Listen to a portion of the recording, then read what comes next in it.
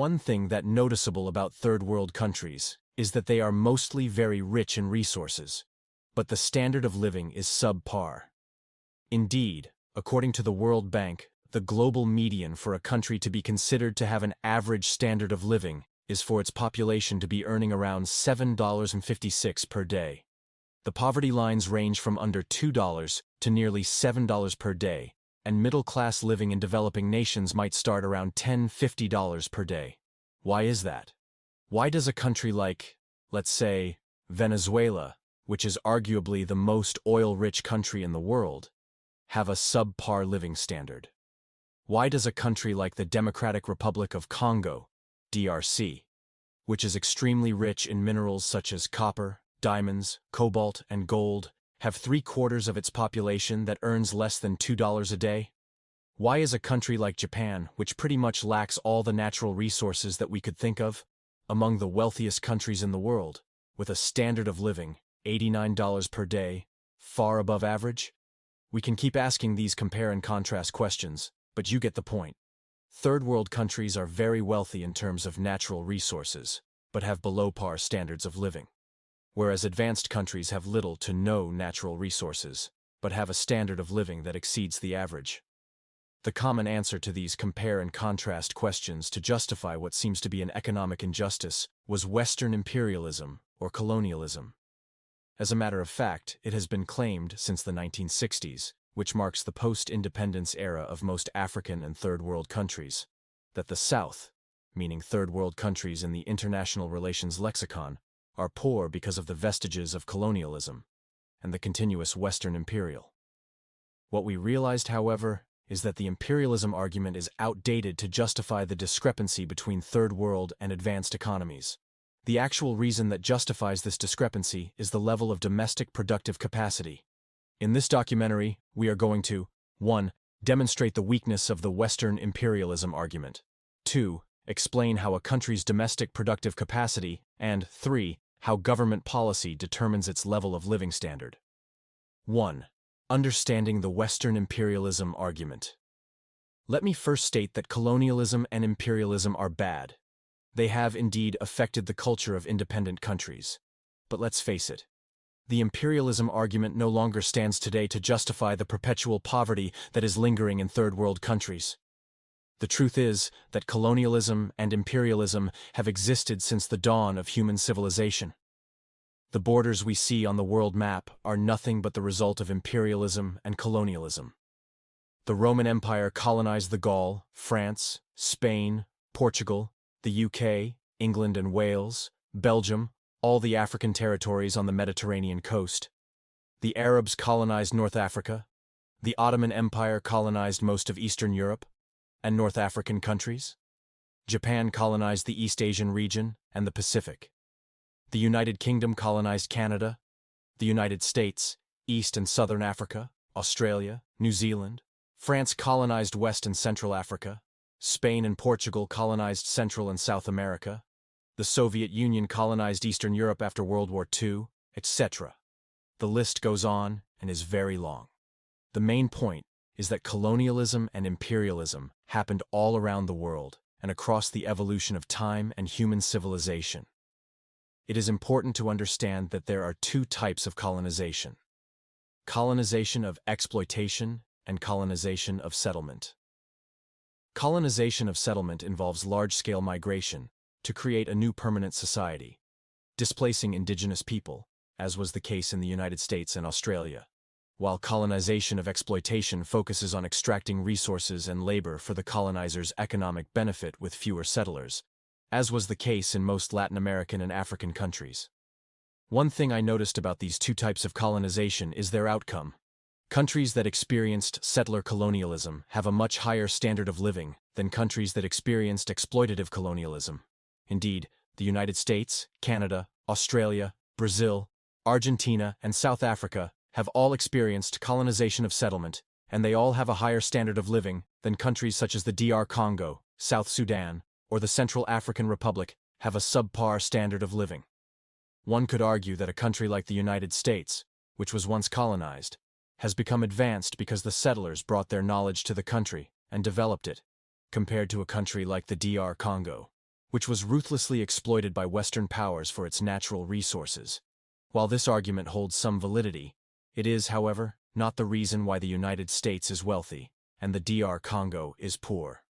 The reason for such significant inequality between the United States and the DR Congo is rooted in their level of domestic productive capacity, not in the vestiges of colonialism, as they are both colonized countries. Thus, the imperialism and colonialism argument no longer holds as a justification to explain why the United States is rich and the DR Congo is poor. 2. Domestic productive capacity. The discrepancy between advanced economies and underdeveloped economies is based on their respective domestic capacity and how government policy affects it. It was once believed that the wealth of a nation was based on the amount of natural resources a nation holds. But Adam Smith, in his groundbreaking book entitled The Wealth of Nations, explained that a country's wealth was not determined by the amount of gold or commodities it holds, but by the goods and services a nation produces on an annual basis, fueled by skilled labor, the division of labor, and capital investment, which ultimately increase a nation's ability to purchase necessities and conveniences. Adam Smith's explanation of national wealth is precisely what defines a nation's domestic productive capacity. The reason why a country like Japan is very wealthy, with nearly no natural resources, while a country like Niger, with an abundance of uranium but is still very poor, is due to their domestic productive capacity. Many third-world countries fell prey to the narrative that they are poor because Western powers exploit their natural resources. The truth is that natural resources, also known as raw materials or commodities, on their own, have no real value unless they are transformed into consumable products. Third-world countries are poor because they are rentier economies.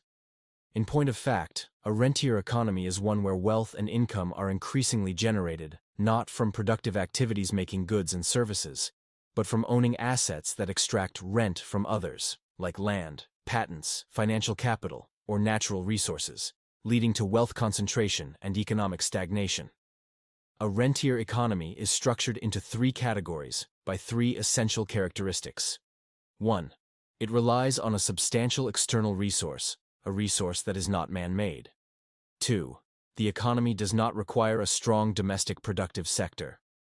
Only a small portion of the working population is involved in the generation of rent, whereas the majority is only involved in the distribution or utilization of it.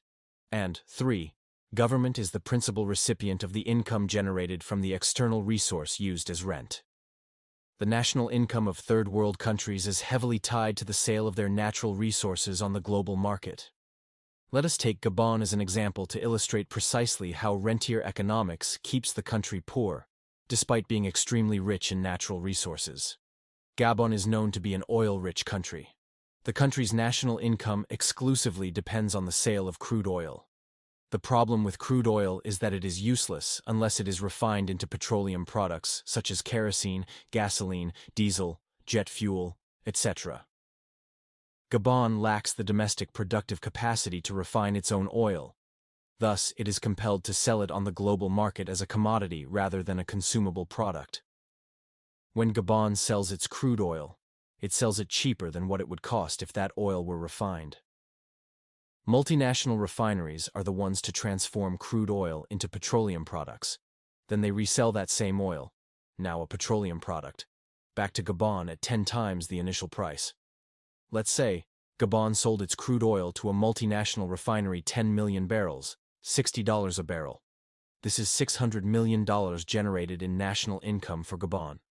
Then the multinational refinery refines the oil into gasoline, for example, and sells back 20 billion gallons of gasoline, assuming that 1 gallon of gasoline is 3, back to the Gabonese population.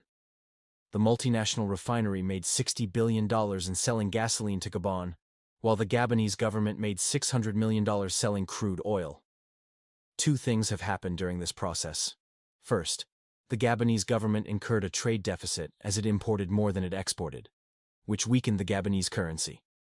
Second, the officials of the Gabonese government pocketed $600 million, but failed to adequately redistribute that income across the Gabonese society.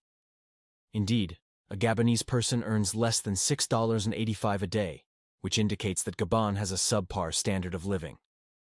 Most of the Gabonese people live in poverty, while the members of the government live in extreme wealth. 3. How government policy affects the domestic capacity of third world countries.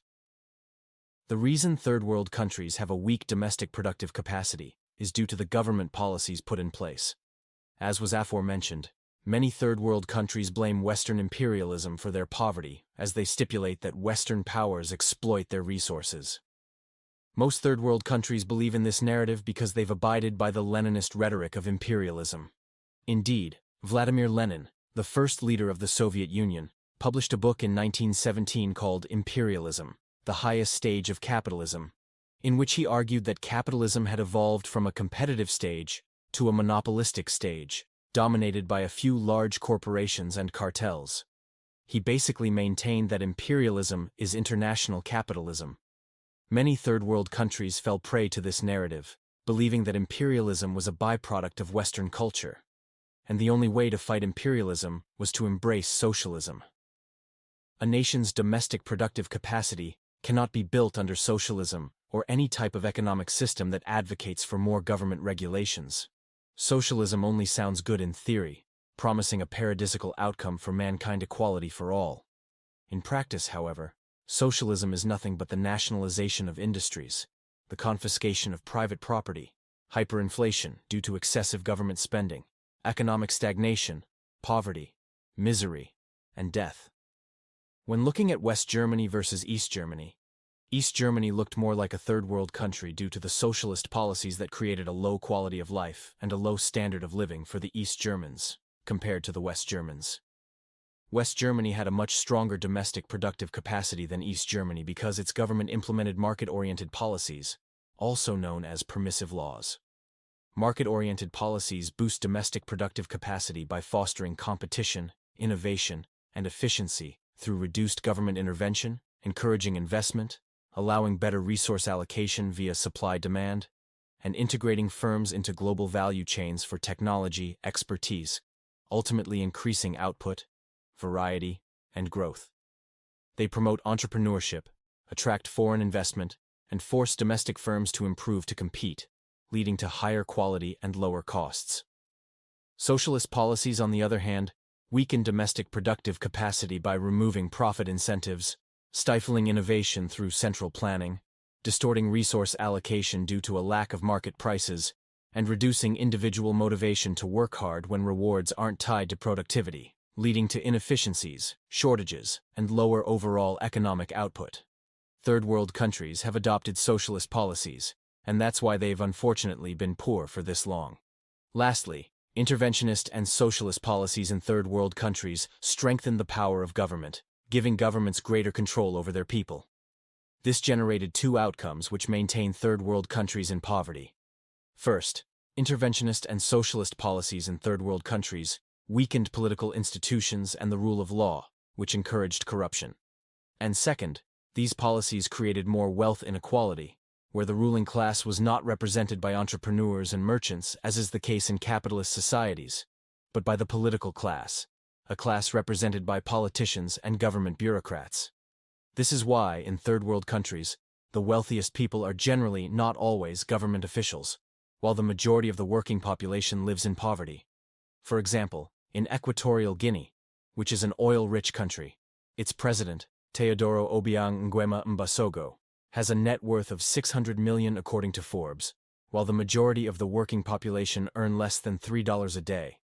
And the worst is that President Nguema accumulated this wealth not by creating goods or services that the people of Equatorial Guinea found valuable, but by depleting the country's resources, by taking a significant portion of the national income from the sale of crude oil for his personal use.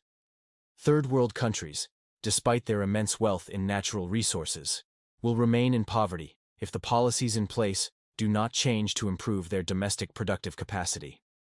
Colonization is no longer the decisive factor that keeps third world countries in poverty, but their weak domestic productive capacity, supported by excessive government regulations and socialism, is what keeps them at the mercy of the advanced economies.